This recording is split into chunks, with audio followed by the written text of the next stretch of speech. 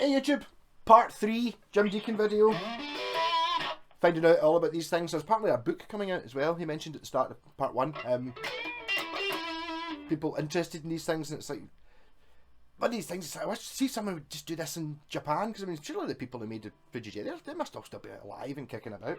You would have thought, not that old. I mean, the guy's not that old, in his 60s maybe? Something like that. So this might be getting dug up in years' time, because these things are going to start being worth money, because people are going to start realising they're going to get one of these by accident somewhere, or someone's going to have one, and then they're going to go into a shop, even nowadays, and they're going to try and find a guitar that's better than this, and they're going to be not cheap. And it's like, this is again the oldness thing. This has got 30-year-old wood, so it's all dried out properly. No modern guitars have 30-year-old wood. You know, okay, they've been dried out and in a kiln and stuff like that. That's not the same as actually being in tension for 30 years, which just gives it that. That's why these are so much better than they technically should be, I think. So, enjoy part 3. Yet to be seen whether there's going to be a part 4 or not. It depends how I decide to chop it up. Rockin'! Catch you later! Marlin, the original Marlin guitars, you know where they were made? Yes, because I had one in Museum in East Germany correct. For a year. Correct. Yes. A lot of people don't know that. But when you take off the control knobs off them, instead of it being a spline, it was like a hi-fi pot. Right. You know, a flat on. Right. You know, they're not like because George Ostreicher, the guy that actually he was an Eastern European Jew who was one of these people who get into Eastern Europe without any bother. Right. Whereas other people, you know, was because East Germany at that time was very difficult to get into. Yeah, you know. totally. Aye. And Wrong side of the wall. all these companies like Museum, East German, subsidised by the state, you know, and he had a lot of contacts there. So he was the person that brought in the guitars. Yeah. He was the guy, George Ostreicher. Right. He worked for. He had a company called Cardiff Music Strings that were string makers. You know, he made strings, guitar strings and other strings. You know, I knew him because I worked in Cuthbertson's music shop in the 70s in Glasgow, and he was a rep for various companies. But he was the man responsible for bringing that range of guitars in. Right. Well, those first Marlins are brilliant. The museums. I mean, I just had one. My pal got one to fix it up, and someone had put a Fender logo on it. And I was up here, I don't know what this is, and I was up here, I remember having a very early Marlin before. I mean, I got these things in bits, so I never saw the hi-fi knobs, they were long gone by the time I got it, but it's pretty good. Yeah, they actually looked really good. Yeah, you know, the finishes, you know, the metallic finishes and stuff, and they were really very attractive guitars. I'm one of the few people on that says they're not. Product, yeah, no, they're awful guitars. Though. They didn't spend any money. But I know. It's the buying it on the internet, so you just like, you know, you just buy it, and it doesn't matter if half of them are total rubbish. They'll just send them back, return it. That's right, you know. But the funny, you know, Gear for Music, they do the same thing. You know, that everybody's doing what we did 30 years ago. Yeah, but your guitars were good. Yeah, I know they were better, but they like Gear for Music now. It's a case of it's the race to the bottom, you know. They sell an outfit.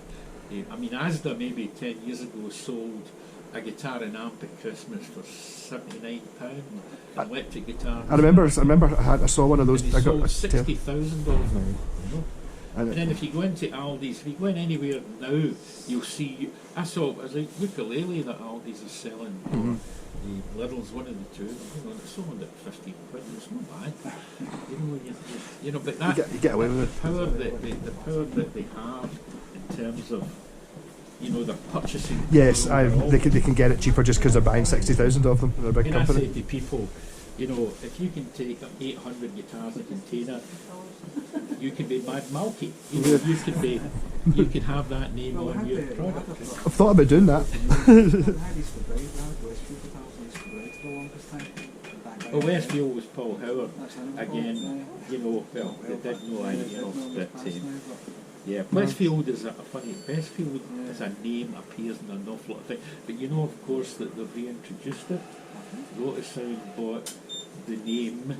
So now your Westfield guitars are now you'll see them all. Yes, somebody just mentioned that in one of my comments the other day. I forgot about that. Yeah, it said it'd been brought over. Why anyone would? I mean, they had better Les Pauls than everything. I don't know where he was getting them made, but these Les Pauls were brilliant. Everything else was rubbish. But they'd be made in different places for different. okay, I mean, possible the Les Pauls come from this factory. And Again, that's the way it works. You know, you look at a brand and you think that's a manufacturer, but it very seldom is. You know, like Cort make, Squire make, Ibanez make G&L. They're really good because. But if it says Cort on it, it's made by Cort. You would have think, yeah. Whereas the other ones, the branding thing, add £100 onto it and call it Fender Squire. Yeah. But you look at a Cort, the same guitar up there, and it's £100 cheaper. Yeah. But they're looking at that just now with vintage Japanese guitars. Yes.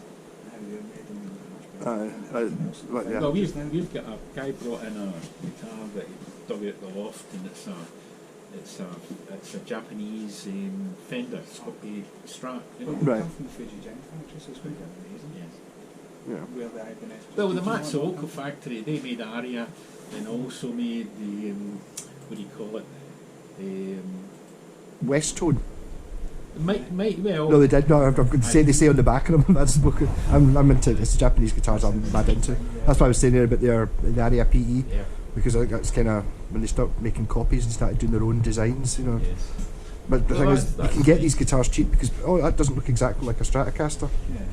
So it goes against them now. Well, if you look at the Strat, Greco Strats, for instance, had a Jeff Beck model. I don't know if you remember them. I got one back in the day, and it was like a Greco Jeff Beck. Yeah. That's the one that you played. I mean, Antoria and Ibanez at that time were just making copy instruments, and then Ibanez obviously, started making their own, and they weren't that, I think, that attractive at the time, to be honest with you. They became very iconic and all the rest of it, but same with Yamaha. Your first Yamaha electric was terrible, but the first Yamaha acoustics, I remember, I was working with Curtis's at the time, and these Yamaha acoustics, somebody gave me a sample, and I went, wow, a guitar that sold between 39 and 45 quid. There was 3 or 4 models. Yeah. And I persuaded the manager of the shop to go in big, and he bought 250. There's a lot of guitars, but we sold them dead easy. Yamaha were so impressed with us, they actually invited us to go to Frankfurt and stay in their hotel, which I did with the shop boss at that time, who was a guy called Brian Nunny, who eventually became the managing director of Roland latterly. Brian. And he let you away with the rack pedals from after that then?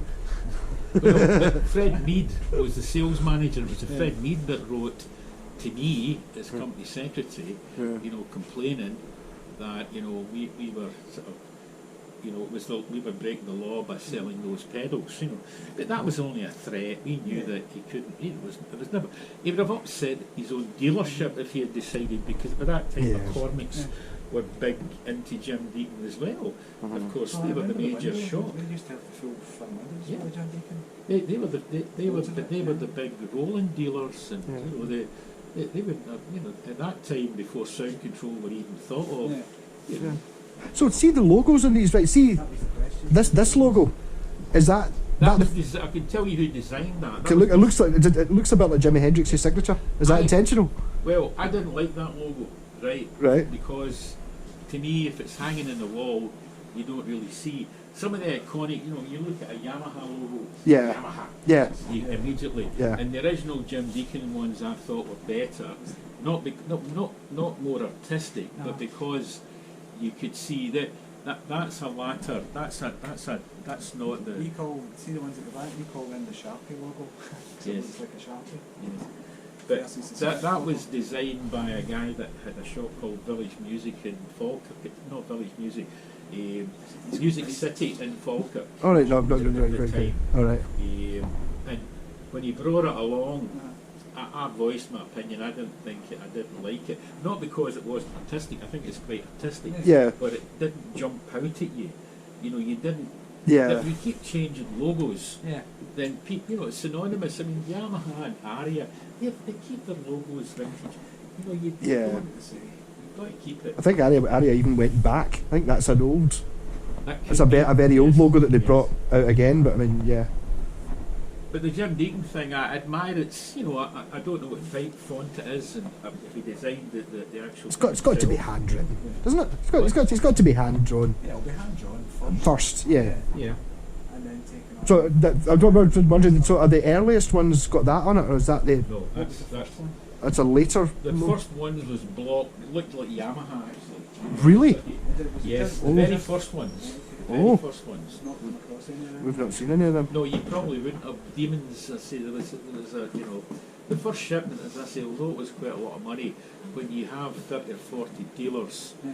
you know, participating, and it was between electric guitars, acoustic guitars, then, you know, you had to imagine you were only going to do this 2 or 3 times a year.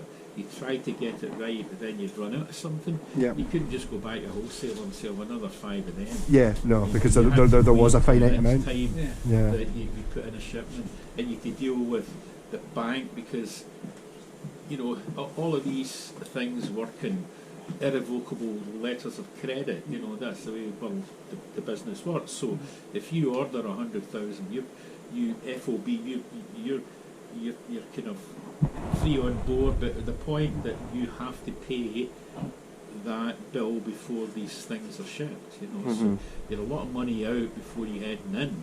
Yeah. So the dealers had a problem because dealers didn't have a lot of money actually, you know, so what you had to do was fix it up with the bank, form the association, the Spira group, then go to the bank, explain what you're doing, and then everybody involved in the group had to give a personal guarantee according to how much we were in it for.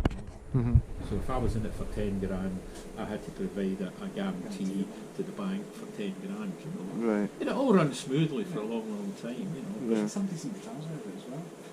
That's what's interesting. I mean, I suppose at the time you're looking at just selling the guitar, getting the money. That's fine as long as it lasts. But I mean, these things are now what 30. Yes, When was yes, that? 1990ish, something. They've like never, you know, I know there's a few kind of aficionados, you might say, of the product, Yeah. but in reality, it's Talk to two of us. Yeah, It- but the thing is, I'm not. still- I'm interested in ones that are good. I want a Yes. guitar that's good because Yes. it's good quality. Yes, It's like, but they never. What I'm saying is that they were basically just a copy guitar at the Well, do time. you know, but the thing is, it's the quality of the copy was good. No, it was. Yeah, It the was bits and good. You know, pieces people that are in didn't guitars, maybe you actually yeah. appreciate that. Yeah, we take them apart, and underneath it's like a Fender Strat. Yeah, It's I mean, really I've like a been- Fender Strat. I've been painting up guitars now to Backs on them. Buckfast colours and selling them for a laugh, and it's like I keep getting these, and it's like they're too nice. Yes. It's like this is a really nice. I would don't mind when imagine it's if covered. If you were really interested, you know, you've been delving in eBay for these things, right? You No, know, Yeah. everywhere we go. Yes, everywhere, right? Yeah. But you'll find that Cabinet sales a lot. that it doesn't. Sometimes it's just dismissed, Yeah. you know, as a cheap guitar. No, And not it was a anymore. cheap guitar in reality, you know. It wasn't. Mhm. We probably never actually priced it maybe where it should have been. As I say, SX, it was the same company, you know, that made those. SX are still quite cheap. I mean, Well, if they you look- are. it's been a couple of years since I saw them, seen them, but they're- you know, you're talking 140 quid, and it's like it's an awful lot better than the cheap. No, I know. There was a while when SX quality wasn't good. Right, We did buy in a few at the time, and I wasn't happy with them. Right. Not from the company itself, but No. through the wholesaler in Britain Yeah. at that time. yeah. Yeah. We've got a few between us. Yeah. We'll definitely look out for the older ones. Yeah, that's gonna. Yeah. It's on the list now. See if I can get The a first older one. ones aren't, you know, actually, as I say, if you look for Demon, that was one of the very first ones, you know. Right. And we had Telecaster copies coming in Right. that were kind of a Lovat green with gold hardware, and they're really beautiful looking guitars. Right. You know, come across. The thing is, them. you can't. I was a terrible time finding Telecasters. Telecasters are worth so much more money. Yes, Just any but- copy. But if you think what was brought into the Yeah. country, Yeah. it maybe be only 100. Right. You know, when you Mhm. think about Yeah. it, maybe Yeah. take 6, and somebody might go, I don't fancy that. Remember, Joe Baldi and Ad Lib and Greenock saying, I don't like that guitar. You know, fair enough.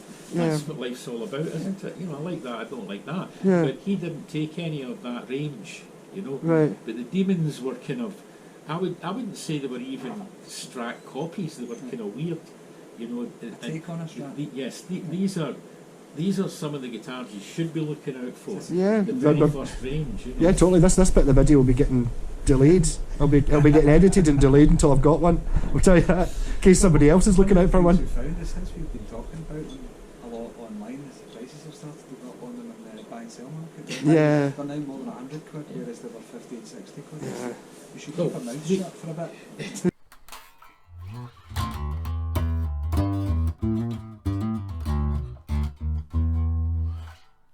Yay! So that's pretty much the end of the documentary.